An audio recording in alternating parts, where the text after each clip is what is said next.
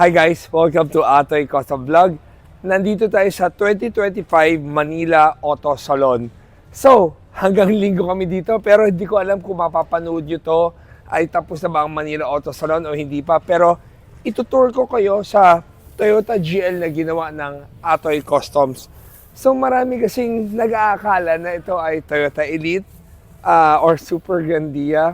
Pero sinet up talaga namin ang GL for the reason lang na ang maraming bagay kang pwedeng gawin dito sa GL na to. So ngayon guys, itutour ko kayo isa-isa ano ba ang ginawa natin dito sa Toyota GL na to. So first, we have the original hood na nilagyan lang namin ng carbon na TPU sticker. So it looks like original carbon fiber na 3D, pero it's only a sticker. And then ginawa naming matte black yung emblem. And ang mapapansin nyo talaga dito ay itong bumper na to. Itong bumper na to ay inspired by Lexus, inspired by Alphard, kung ano man ang gusto mong tingnan or isipin. Pero we made this body kit for Toyota GL owners na syempre pag even though naka Toyota GL ka, pero ang impact ng sasakyan mo pag arrive mo, ganito kaganda.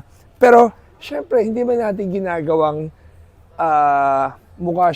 hindi natin ginagawang isipin ng tao ito ay Lexus. It's not. So, para pinapakita lang natin na yung inspiration mo na ginawa mo sa Toyota GL. We have our headlight. Itong headlight na to ay kahawig ng mga Toyota Elite. Because of this headlight, nagiging premium na ang look nung hitsura ng Toyota GL na to. Next, we also have our size 18 Alphard wheels. So una to, kakarating na to sa Pilipinas, in-air freight namin. Kakatapos lang gawin tong molde na to. So yeah, ang load capacity to, nakalimutan ko na pero we have these specs. Siguro ipopost namin soon. So lagi tinatanong, magkano ba tong wheels ito? It's 100,000, itong buo na to. So with Falcon 235 5518, or you can also install 245 5018 with offset 40, 18 by 8 or 8.5, I forgot pero somewhere there, yung specs ng ano to, papalit ka rin ng lug nuts. And then we have the next ang papakita ko ay itong door moldings. Itong door moldings na to, it's 8 pieces. Bakit 8 pieces? 5 pieces sa right, 3 pieces sa kabila dahil single door lang siya. So, pinapakita natin dito. Ito yung like the original. So, I have 1, 2, 3, 4, and 5. So, ano ba kinagandahan ng door moldings natin? Ang door moldings natin, wala siyang bubutasan. If you buy a Toyota Elite na door moldings, kailangan mo siyang butasan para lang maipasok mo ng tama. Gumawa ang Atoy Customs ng same na itsura, pero naka-double wall siya na pag dinikit mo, all you need is double tape and a Hamatite like Sikaflex. So, matibay na yon. And then, itong chrome na to, it's a TPU sticker na chrome na mukha siyang authentic na chrome, pero it's only a sticker. So, next we have, sa labas lang muna tayo ngayon na mamaya papasok sa loob. If you have Toyota GL, may stock na ganyan sa harapan.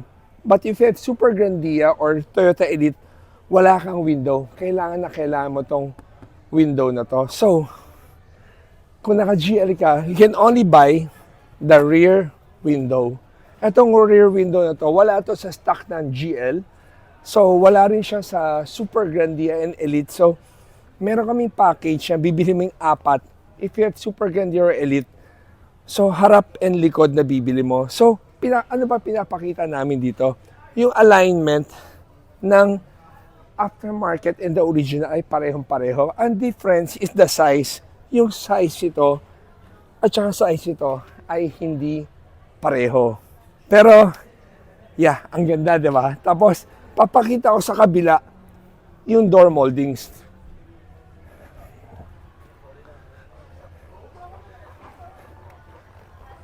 So, dito sa kabila, it's only 3 pieces. So, 1, 2, and 3. So, 1 piece na to. Meron na kaming parang cut na line dito. So, mukha siyang separate because of this line.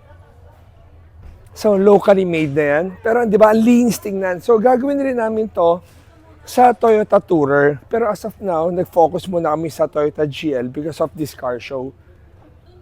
Yeah, this is the window also. And then, dito naman tayo. Ang medyo nakakatuwang, ang palaisipan ay yung likod. So, itong likod na to, so because of this, akala na tao Elite or Super Grandia. Pero kaya nag-like kami yung tag, GL Elite Trunk Conversion Kit. So, maraming taong akala, pag bumili ka ng spoiler ng Super Grandia manipis, pag nilagay mo siya dito, akala mo, pareho lang. Pero pag nilapat mo yung pag Super Grandia or Elite dito sa GL, hindi siya papasok. So, we have that spoiler na pang GL, pero hindi ko siya na display kasi mas hinighlight namin itong spoiler na to. Itong spoiler na to ay fit na fit for Toyota GL. So, GL tail spoiler. So, hindi siya carbon. So, kasi pinag-isipan namin ano ba ikakabit namin na spoiler, we decided to install this one. So, next dito sa ilalim, we bought this tail light, pati garnish light. So, yung mga nag-iisip, bakit hindi ito naka-chrome? Originally, iko-chrome namin. Kaso nung pagdikit namin nung itong portion na to, ang tapang tingnan. So, parang hindi namin ginawang chrome. Pero, after the car show, gagawin namin chrome to. So, parang if you have a Toyota GL, pag kinabit mo siya, and then, gagawin rin namin ng pattern and mold to para easily, yung GL mo, pwede mo nang i-convert na ganyan. Tapos, we have our modified bumper. So, if you have Toyota GL, ang taillight ng GL ay mahaba hanggang dito. So, gumawa kami ng bumper na in-extend namin para umabot siya dito. So, people who have shop, mas maiintindihan nyo kami sa ibig namin sabihin dito na hinabaan namin to para pumasok sa Super Grandia and Toyota Elite. Next, kung mapapansin mo yung door moldings namin, ginawa namin konektado hanggang dito sa rear bumper para pag titingnan mo siya isang buong linya yung chrome niya. Yung original Toyota Elite, niyayakap pa niya hanggang dito. Pero pinutol na namin hanggang dito dahil meron kaming panibagong design dito sa likod. So, this bumper is not originally Atoy custom design. So, merong imported na gitong design. So, minodify namin para pumasok siya sa Toyota Elite. And then, we made our own design on the side para hindi siya parehong-pareho sa original nito. Tapos, ginawa rin naming matte black. Diba? Tapos we have the power door, pero ito power door hindi ko na i-demo. Commonly ginagawa na yan ng iba. So ngayon sa loob naman tayo. Umpisa natin sa harapan. Dito sa loob, kung mapapansin nyo, we have this seat, this original GL seat. Ang pinagkaiba lang, yung mga ibang owner kasi, sila ang nagmamaneho. Gusto nila maging power. So we have the power Abante. We have the recline, if you want to recline or up. And we also have yung power na angat baba. So, hindi na pa na, I think sa driver side. This is a passenger should be na-connect. Siguro after car show, i-check namin. And then, so, using your original seat, kinonvert na namin. We have this kit na para if you have a Toyota GL, pwede mong palitan. Diba? Next, this one is common. Sliding door and a step board. We have this package also na pag kinabit mo siya para sa Toyota GL mo. So, ang gusto namin pakita ngayon dito is itong upuan na ginawa namin for Toyota GL. Mostly, ang Toyota GL, pag bumili ka, ang unang row niya ay 3-seater. Ang second row niya, double and single. In this case, ginawa namin 4 captain seats. So, one pair is black, one pair is beige. Kaya namin ginawang dalawang kulay para mapili ninyo kung anong mas type ninyo. If people would like to follow the Elite, should be black. But, nag-create kami ng another color na pareho sa sidings niya, which is yung parang kulay cream. So, ginawa namin yan para may choices ang client kung ano ang pipiliin nila. We also have the primary and secondary matting. So, tingnan nyo gano'n ka OEM ang itsura na gawa namin. Originally, ito yung Ito yung vinyl na flooring ng Toyota GL. Gumawa kami ng carpet na water resistant. And then we have our secondary matting. Itong secondary matting namin ay fit na fit doon sa mga upuan namin. And then people would ask, gaano katagal ba ikabit tong captain seat? So, nagkakabit kami ng captain seats, 1-day installation lang kami because we have all the brackets na. So, we have our front brackets and the rear brackets para sa mga taong masyaselan, ayaw magbuta sa kahan nila.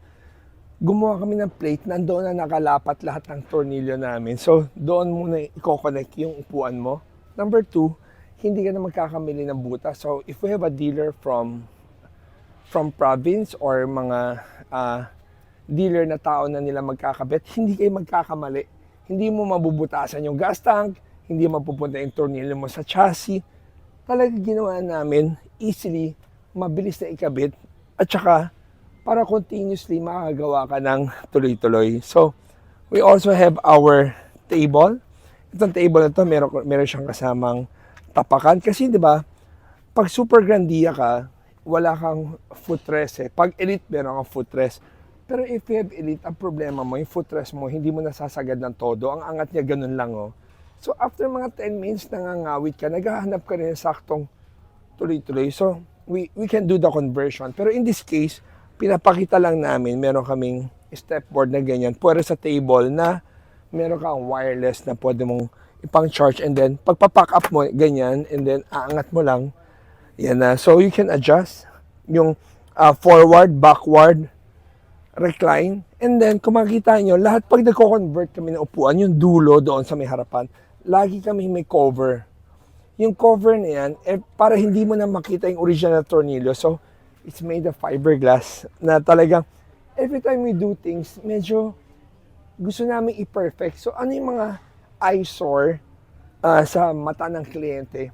Same thing din na feel namin. Kaya, we want to improve every time pag may ginagawa kami. Improve kami ng improve para lang makuha namin yung gusto ng kliyente natin. So, ano ba ang kulang ko dito? So, we also have PPF, TPU PPF right now. Another product namin na gusto naming ipakita sa inyo.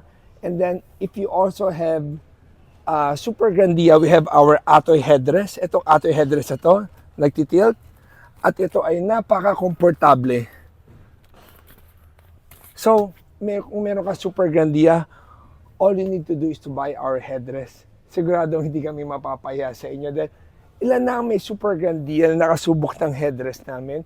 So, kung sakali meron ka Super Grandia, go to our shop and i-feel nyo muna kung talaga bang komportable. Tsaka nyo bilhin. So guys, marami pa kami entry. So, focus lang muna ako dito sa Toyota GL. We have our Toyota Tamaraw. We have our Toyota Elite na naka-PPF. Tapos, we have our mga seats, ating custom seats. We have our Artista van. Kaso, ang daming asungot eh. So, nandoon lahat. And then, we have our Kia Carnival. So, bukas, ipopost ko naman tong Kia Carnival sa mga ginawa natin. So, guys, I hope na gusto nyo itong short video natin. Guys, I always say na everyday is a blessing. May hugot ako doon. So, like ko sabi, kalimutan mo ang negative things. Sayang ang negative things sa araw-araw. Pag gumising ka pa lang, that's a blessing at magpasalamat ka na. Continue to follow your dreams. Positive vibes lang. And always remember, Jesus loves you and God bless. Boss, kamukha niyo, boss. Oo nga, no? Teka, meron pa ba yan? Halika. Walang hiyatong miracle peptide na to. Akala ko miracle. Miracle nga, ginawa akong maliit. Yan o, may height ko. Ginawa akong maliit.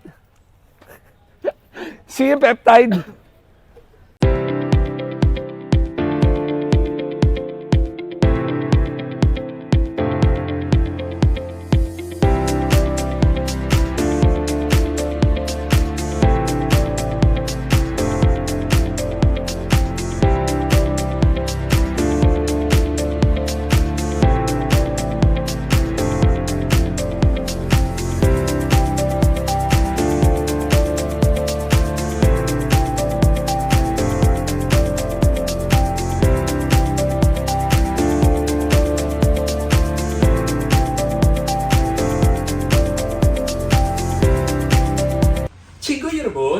모두가 편안하게 타세요. 아토의 헤드레스, 햇거로 필리핀 첫 번째 장통.